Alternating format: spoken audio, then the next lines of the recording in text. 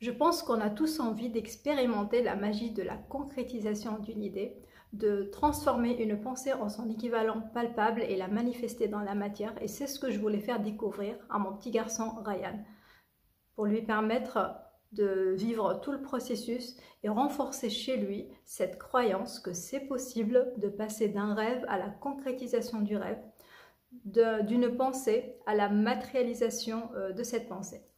Et donc j'ai commencé par lui faire prendre conscience que tous les objets autour de nous étaient un jour une pensée dans la tête de quelqu'un et que cette personne, elle a mis en place des actions pour permettre à cette pensée à se transformer en réalité.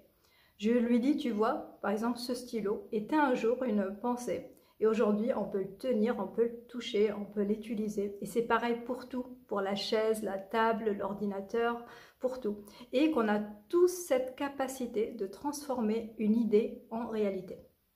Et donc un jour, Ryan, en jouant avec sa maquette de système solaire, il a inventé une petite histoire que j'ai aimée. Et là, je lui dis, tu sais quoi?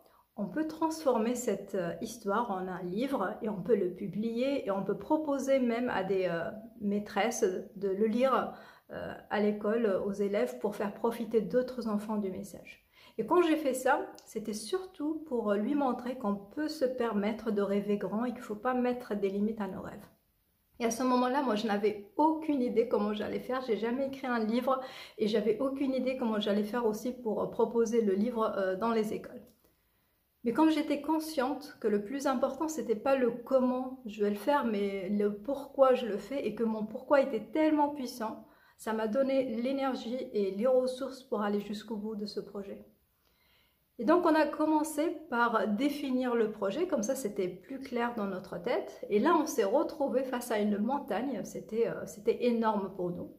Et à ce moment-là, j'ai expliqué à Ryan la première clé, c'est que quand tu es face à une montagne, bah, tu commences à décomposer ton projet en toutes petites tâches et tu fais des petites actions tous les jours de manière régulière pour pouvoir avancer.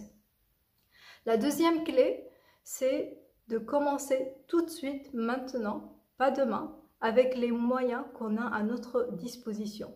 Et donc, on a commencé par dessiner la couverture du livre et c'était notre toute première action. Alors, juste une petite parenthèse, pourquoi quand on a une idée, il est préférable de la mettre en application tout de suite maintenant? Parce qu'une idée, quand elle n'arrive pas seule, elle arrive avec son énergie. Et donc, si vous la mettez en application tout de suite, vous allez profiter de cette énergie. Par contre, si vous dites « je vais faire ça demain ou plus tard », vous aurez l'idée, mais peut-être pas l'énergie et la motivation qui vont avec. Voilà, donc si vous avez une idée, si on a une idée, on la met en application tout de suite, on passe à l'action tout de suite, maintenant, pas demain.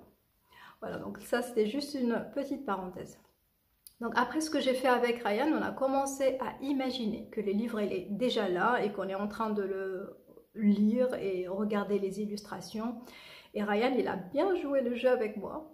Et ce que j'ai fait avec lui, c'était du coup la visualisation créatrice. Je lui ai permis de vivre l'expérience sensorielle et émotionnelle à l'avance.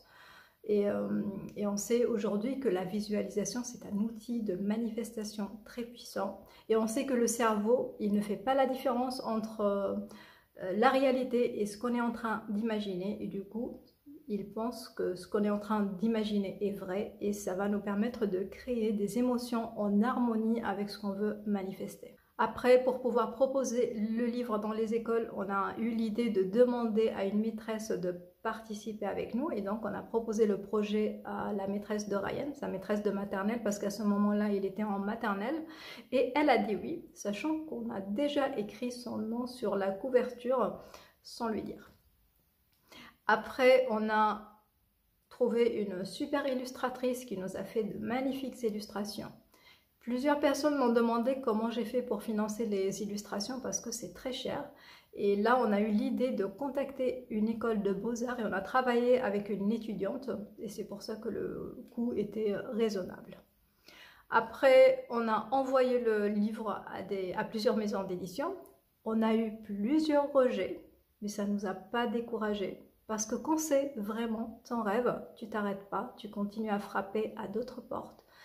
Et on a continué à frapper à d'autres portes jusqu'à ce qu'on a trouvé une plateforme qui propose de l'auto-édition. Et là, on a pu publier notre livre. Et Ryan a enfin pu tenir son livre entre ses mains et il a eu une preuve concrète que c'est possible de transformer une idée, une pensée en quelque chose de matériel qu'on peut toucher.